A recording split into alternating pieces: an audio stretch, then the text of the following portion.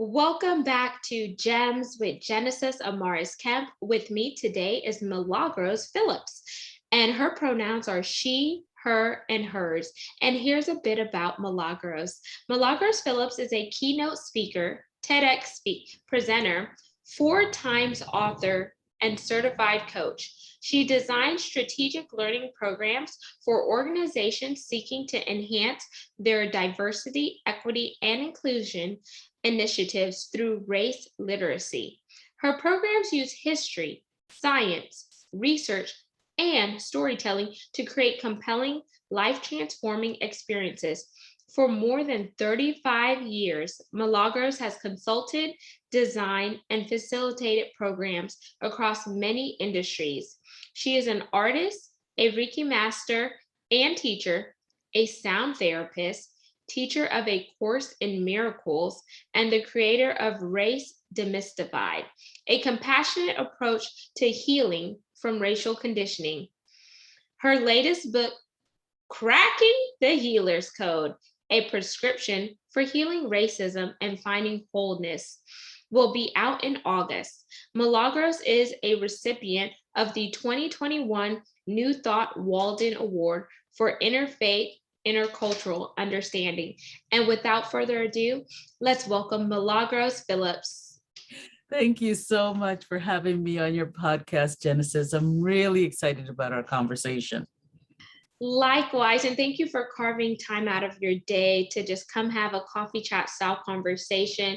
And listeners and viewers, today we're going to talk about healing from racial conditioning. And Milagros is going to tell us what does that look like, how can we move the needle forward, as well as unpack some really insightful things that we could begin to take and apply in our industries and our life, personally and professionally.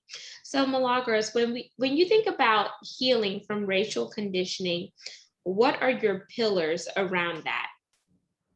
Well, the first thing is defining racial conditioning, because for the most part, you know, we deal with this historically grounded thing called racism that actually is the birth child of race, which is a myth.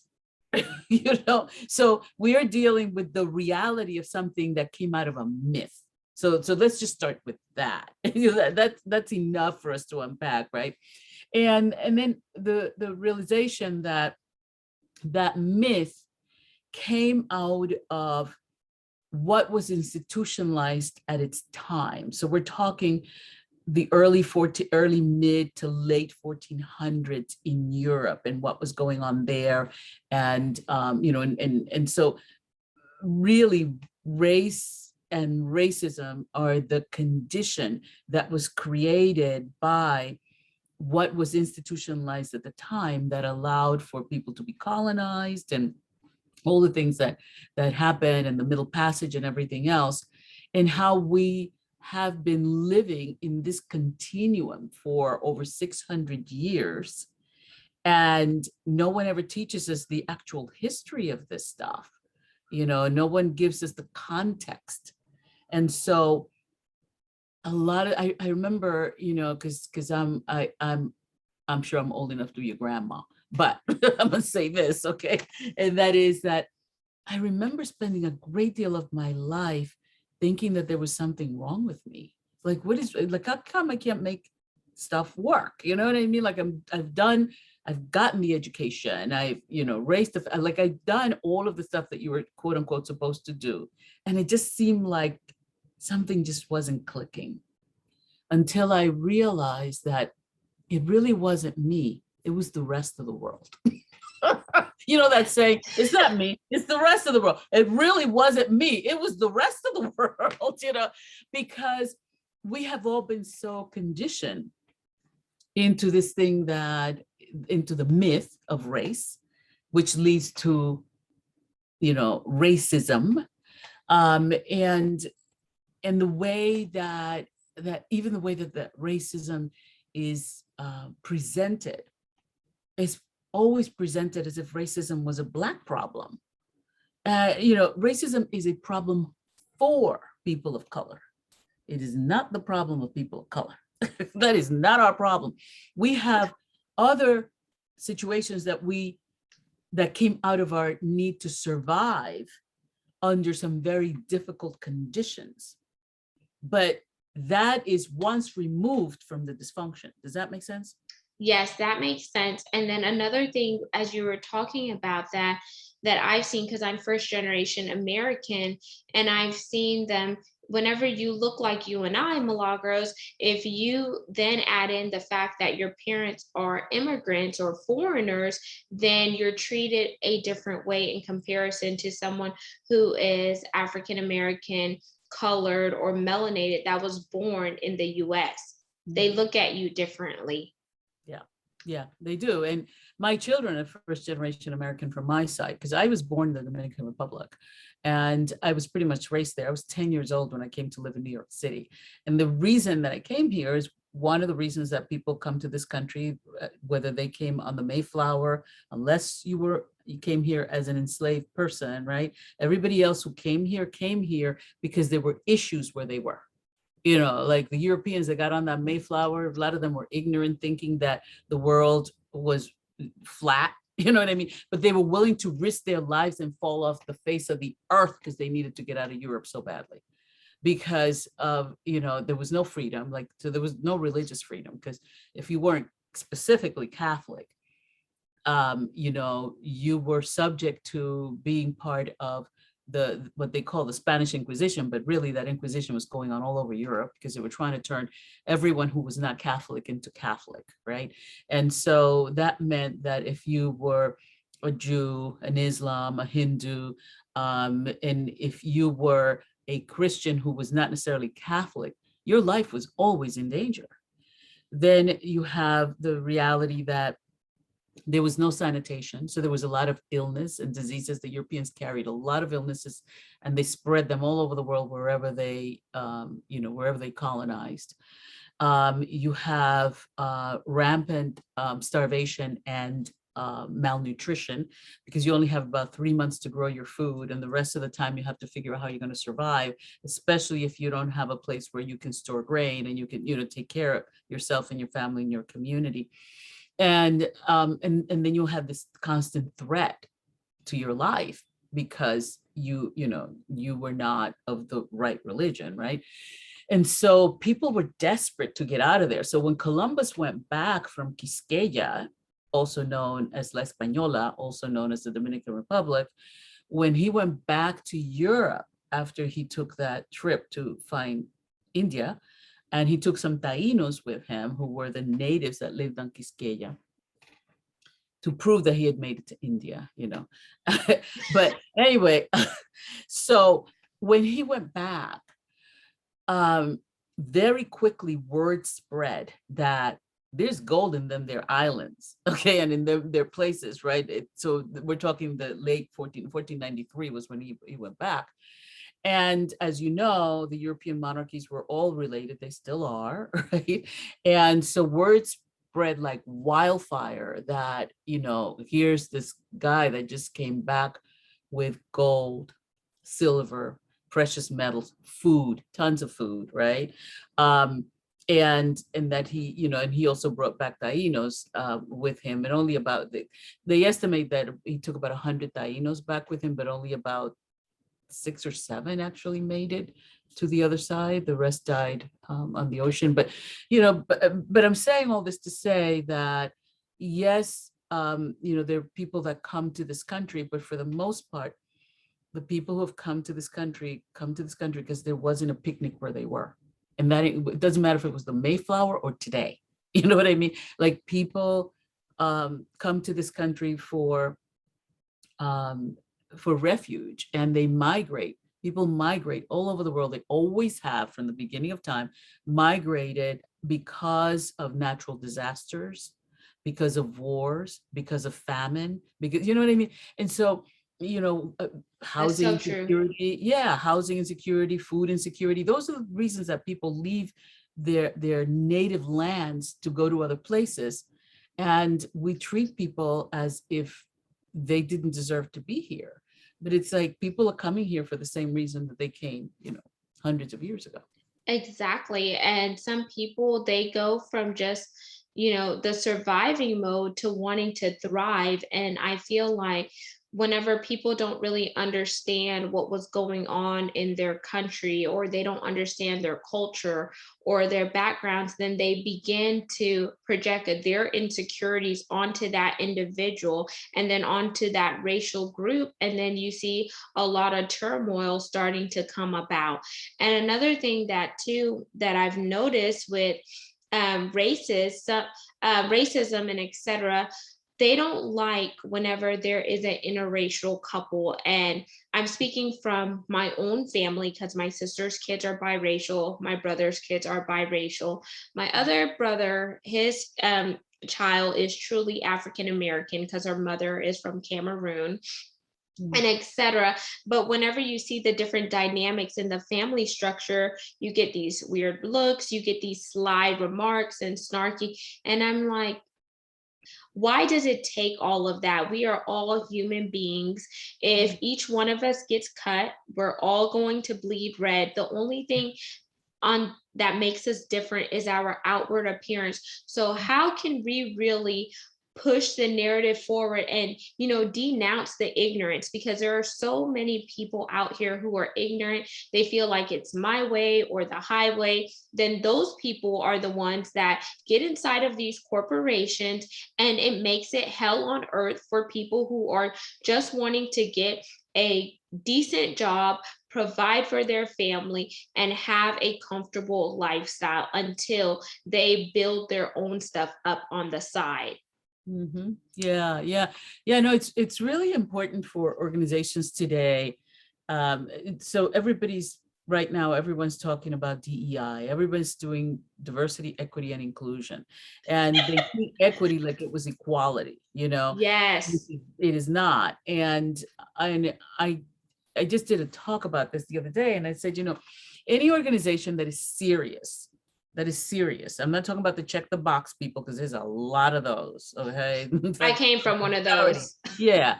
And, but any organization that is serious about wanting to really change the dynamics in their organization when it comes to this issue of race really needs to make sure that that everyone, from the CEO to the board members to the person who sweeps the floors in the organization, that everyone is race literate. Because if people are not race literate, you're going to continue to get the same stuff that you're getting today, and that people have been getting in organizations, which are these micro and macro aggressions, where people say things that are very aggressive in their nature, and they don't even realize that they're doing that because it's so natural to them, because they speak the language of supremacy. And in the language of supremacy, that's the way they refer to people of color. And so to them, it's like, I'm not a racist, so they'll say something and somebody will say, well, that was really racist of you. I'm not a racist. And they become very defensive, when in reality, what they said was racially charged, but because they speak from the language of supremacy, they don't even realize they're doing it. Like an example of that would be, oh, I'm not racist. I have a Black friend, or I have Black friends. And I'm like, just because you have a Black friend or Black friends does not mean that your connotation of the entire Black population is acceptable whenever you make certain comments. Whenever you make a comment like that, think about your Black friend or your Black friends, and how are they going to feel whenever they hear you say something like that. So if you're not going to be comfortable to say it around your Black friend or your Black friends, then it's not acceptable. And if you're saying it behind closed doors and not in the open, it's not acceptable, because down there that it's wrong, but you just keep on doing it and you don't see anything wrong with it until somebody confronts you, and then you're pinned up against the wall, metaphorically speaking.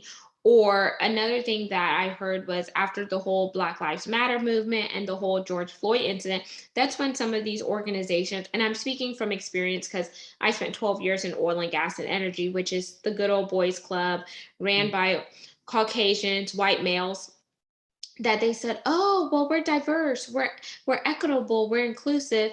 But then whenever you go back and look at your ERGs, when you go back and look at your salary treatments for people of color, and you really go back and uncover some of the things, you realize that the sliding scale was not fair.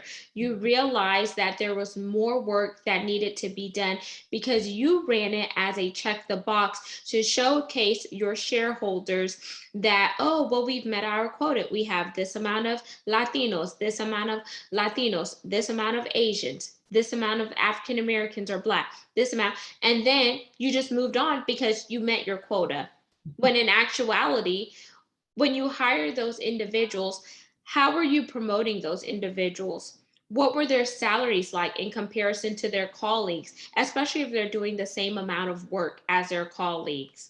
Mhm, mhm. And there's so many other layers that get involved with it. And I feel like some of these organizations only jumped on the bandwagon after the George Floyd incident, in my opinion, because you already knew there was a problem with diversity, equity, equality, and inclusion. Because a lot of people, like you said, Milagros, definitely forget about equality. So I say you have to think about E squared, equity and equality, E squared.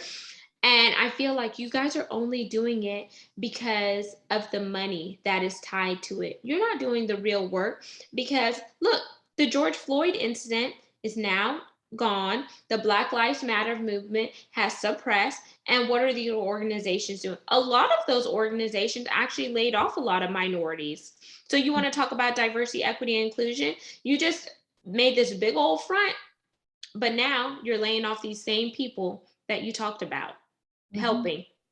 Have Yeah. you witnessed that?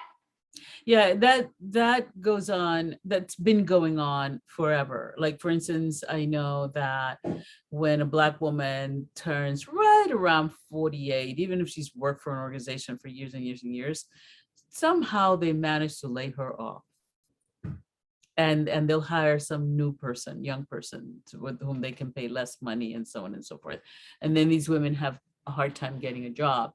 Brilliant, well educated, but it is what it is, right? The thing about this whole equity thing, and as you said, people jumping on the bandwagon and using using the words, right, like putting the right letters together to make it sound like they're doing something, is that it in to be really good at doing this diversity work in an organization, doing it. I've seen organizations do this work in a way that really works. One of the first sets of people that they educate are their leaders, because when the leaders become educated around equity, around race specifically, because that's the one subject out of all the diversity and all the subjects covered under the EEO laws, the ones that people seem to struggle the most with is race. And that's across the board. And so when you get an organization that really is honest and really wants to do the work, the first thing they do is they get their leaders trained. And they get their leaders trained because they are they're aware that if the leaders get it, the rest of the organization will follow. That's why they call leaders, so that other people can follow them. And so it's really important for them to do that. And it's work, right, for an organization. It really is work, but it's work that's doable, and it's work that can be done. If they commit to it, they really can do this work. And it's so well worth it because, it impacts their bottom line. Organizations that do race work, it impacts their bottom line in a really positive way. And so it's absolutely well worth doing. But, it's kind of like people who vote against their real desires, just not to vote along with Black people. Like, they'll vote against their own interest to not vote alongside Black people, or whoever Black people are voting for, kind of thing, right? It's the same, that happens in organizations as well. They know that it's good for their bottom line, but it feels to them like, well, that's helping Black people. So they'd rather compromise the bottom line than to get their people trained, really well trained, and really invest. And that's the other thing a lot of organizations don't do, is genuinely invest in their DEI departments. They don't necessarily want to put money behind it. And that's really sad and disheartening, because if your employees feel valuable, if they feel like they're just not a number to the corporation, if they feel like, oh, not only am I being seen, but I'm also being heard, they're going to want to really put in the work. They're going to want to stay with the company and grow and etc. But you can't expect the people at the bottom to influence change if the people at the top are not meeting them halfway, or if the people at the top are spitting out this rhetoric, but they're not walking it like they're talking it. Because then there is a big communication gap, there is a big oversight and undersight, and there are so many holes that are in the square. Yeah. It's kind of how I like to say it. And then these companies right now, one of the biggest things that they're facing right now is the Great Resignation. But who caused the Great Resignation?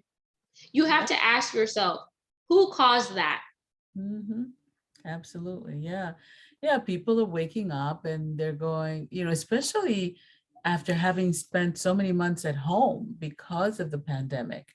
They're going, oh, people don't want to go back to work because at first it was, they don't want to go back to work because they're making so much money on unemployment. And I don't believe it was that. People woke up to, wow, I like being home with my family.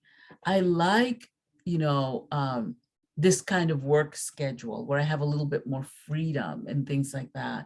That's what happened. It wasn't that people don't want to go back to work. When you make a work environment something where people want to wake up in the morning and go to, people want to get up in the morning and go to, you know what I mean?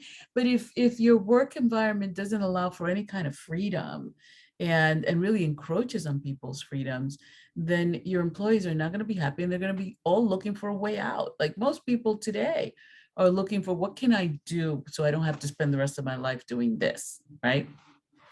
And as you said, just being aware of who caused that, right?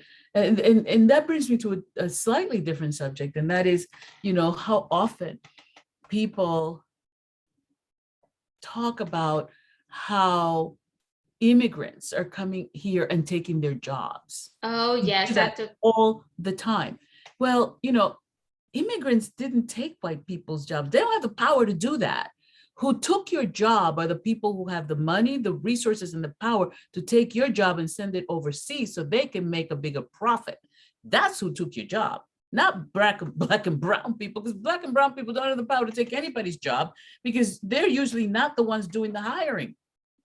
And that is so factual. And I want to stay there for just a little bit, and then we'll jump back into some solutions for healing racial conditioning.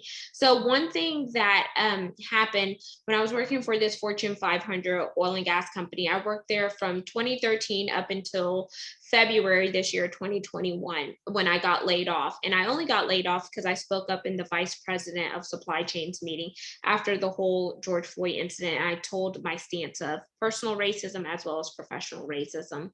Then I'm just going to put context around it so it makes sense. And after I spoke up, not only was my classification level raised from a 15 to a 22, but they gave me a $20,000 pay increase because I was underpaid for so long in comparison to my white colleagues, non-melanated people. And one thing that they did was like, oh, well, we're going to bring some jobs back here. We're not going to be sending jobs to the business support centers or etc. Then it was like a light switch flip. Then you start seeing that they were laying off all these people and they were outsourcing these jobs.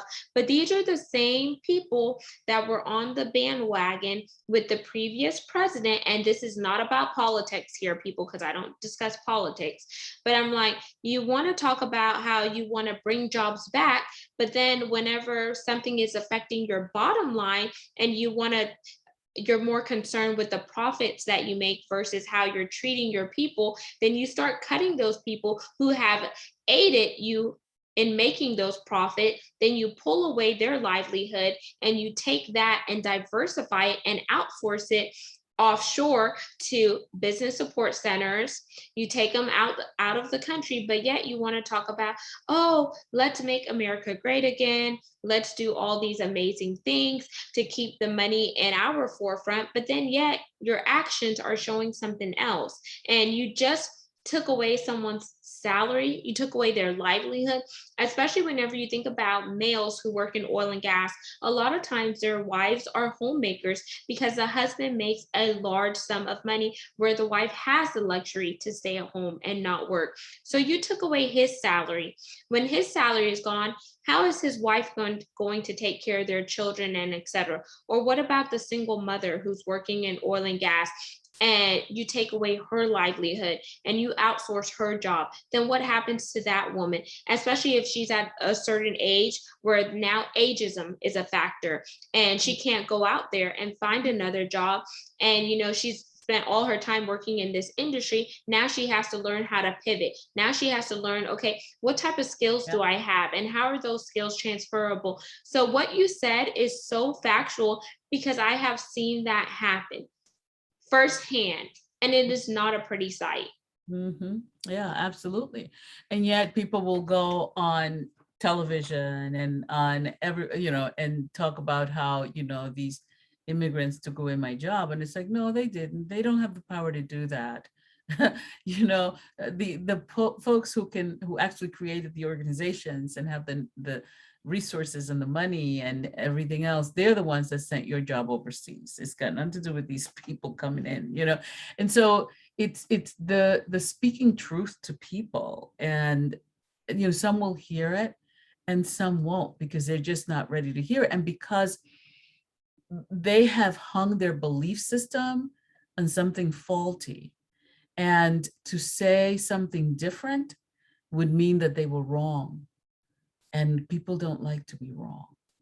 And so they would rather hang on to something, to a belief system that doesn't serve them. Because as long as you're believing that those people took your job away, you're not working on what you should be working on, is, seeing what you can negotiate with these organizations so that you can maintain your job here. Not looking at, the immigrants that are just coming in because they don't have any power. But these people have power. So those are the ones you need to go after and negotiate with and talk to about how to get your jobs back, right?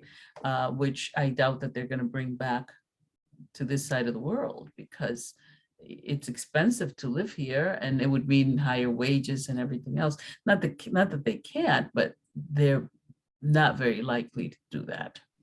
And it's really sad because if you think about the way that society is going right now, Milagros, the cost of living is going up, and that's across the board, from what we pay, what some people pay in rental, and whether they're. I just heard from a friend of mine who one of her best friends, her rent just went up $500. That's a huge jump for somebody with a family. It is a huge jump because you think about the apartments. Some people are living in apartments because they're not in a position right now where they could financially own a home. And then you think about the cost of groceries have went up, gas prices, and so many other factors have went up, but yet people's salary are not increasing to match the standard of living. So then you guys look at some people and specific groups, and you're like, oh, they're lazy, they want to live off the government, they want to live off of welfare. Well, sometimes some people just need a little help until they could build themselves up and establish themselves. And it's not necessarily that everyone within a certain racial group is trying to live off the government. There are some people who are middle class who they make too much to qualify for government assistance, and they make too less to afford certain things that they need. So that is also a problem as well. Yeah, absolutely. And so now here we are in this predicament. Racial conditioning, systemic racism, all of these things that are just compounding upon one another. But what can we do to open the eyes of those who sit at these tables and make these decisions and not even think about the outcomes of other people who are non-African Americans or non-Blacks? Because it does affect other racial groups. It affects Hispanics, it affects Asians. It affects so many other people that are classified as minorities, but you feel like the target is only maybe African Americans or Hispanics, when in actuality, it's all of those who are non-white people. Yeah, and that's basically it. So the first thing is that you can't make other people anything. That's a huge waste of our energy. The best that we can do is work on our own healing, so that when we show up to the table and we show up to these different things, we bring a different countenance. We bring a different level of self. And it's a level of self that people can hear, because sometimes when we are so angry, people can't hear what you're saying because they're so focused on your anger. You know what I mean? And so, Yeah. so that's why we do the healing work. And the healing work is also so that people can become aware that there's nothing wrong with them. It's just that they've had things happen to them or happen to their lineage, because trauma gets passed on from one generation to another. And so they may be having a difficult time getting their lives where they want their lives to be, but it isn't because there's anything wrong. Is that they're still dealing with the psycho-emotional things that their families never healed. Then they're dealing with their own childhood trauma and everyday trauma of just living as a person of color in a supremacist society. And so self-healing and self-awareness is really important. If people are serious about wanting to heal from racism, they need to become race literate. They need to understand what race is, where it comes from, how it's maintained, and all those kinds of things we think we know, but there's a lot of information that it doesn't get shared with us. And so we don't really know, and people don't know what they don't know. It's also important to, along with becoming race literate, to learn techniques that help you self-care, like, learning breathing patterns that can add to the coherence of your mind and your heart. Understand that when you talk about race with some people, particularly if you're a person of color and you want to have a conversation about something that just happened that was racially charged with a white person, remember that the moment you mention the word race to them, if it's not affiliated with a car race or a horse race, you know what I mean? The moment you say race, you trigger their stress response. So it's fight, flight, or paralysis. They either want to defend what they just said or did. They want to flee, like they don't want to be around this anymore, or they become paralyzed. And it's like, you're talking to them and you can look in their eyes and it's like there's nobody home, because like their spirit left because they don't want to have this conversation. So just being aware of that, like, there's not a whole heck of a lot that you can do about that.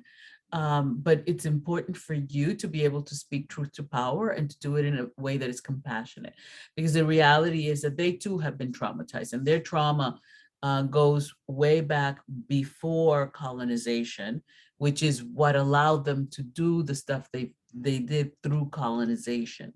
And so, and also realizing that even, and especially perpetrators are just as traumatized as the people that they traumatized. And we never really talk about that.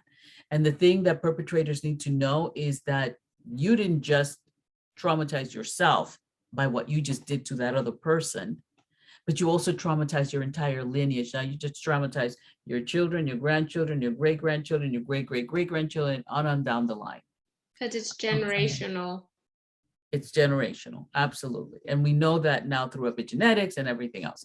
And so, and also for people of color to understand that, that our trauma has been decontextualized because no one has really taught us the history of that trauma. Like, we know about slavery, we know about those kinds of things, we know about the places that were colonized and now people were enslaved, but we don't always talk about the fact that we're still carrying that trauma from trying to survive in these incredibly horribly violent environments.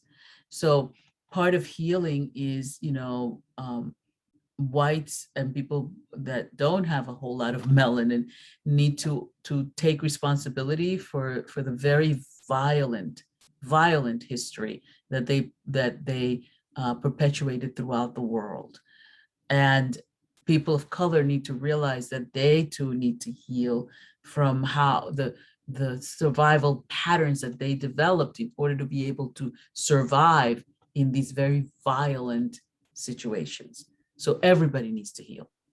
This isn't just those people over there or those people over there. And the other thing to remember is you can't heal another person. Everybody has to show up for their own healing and do the inner work that is required for you to, not just become aware of what these patterns are and how those patterns take shape, but also, excuse me, to become aware of the fact that you can heal it, that this isn't something that is terminal, right? People can change and people can transform, but you have to understand what it is that you're transforming from and what it is that you're changing from. And I highly recommend people get my latest book. I have 4 books, 11 Reasons to Become Race Literate, 8 Essentials to a Race Conversation, Speaking Race in Healthcare, and my latest book is Cracking the Healer's Code, a prescription for healing racism and finding wholeness. And I wrote that book because that book has the 13 layers of healing that are universal and that people can apply not just to the healing of racism, but to the healing of families, healing of communities, healing of organizations. And so it's a very universal, and I break it down so that it's easy for people to grasp. And it also gives a lot of the history that people need to understand, what is happening with them, what has happened to them that has caused certain behaviors in them. So, yeah. And thank you for sharing that, Milagros. And thank you so much for spending your time here talking about healing from racial conditioning, talking about some of the other things that are interwoven in between of that, and for putting out your literary works out there, because those books sound phenomenal. And I would love to see organizations pick those books up and have like a book club around it and really drive some conversations, especially in ERGs, like employee resource groups. That would be a great place to have some of those books and etc. And as we wind down, I want you to leave the listeners and the viewers with 1 or 2 gems, and then close us out with, once again, who you are, how they could connect with you on social media, and etc.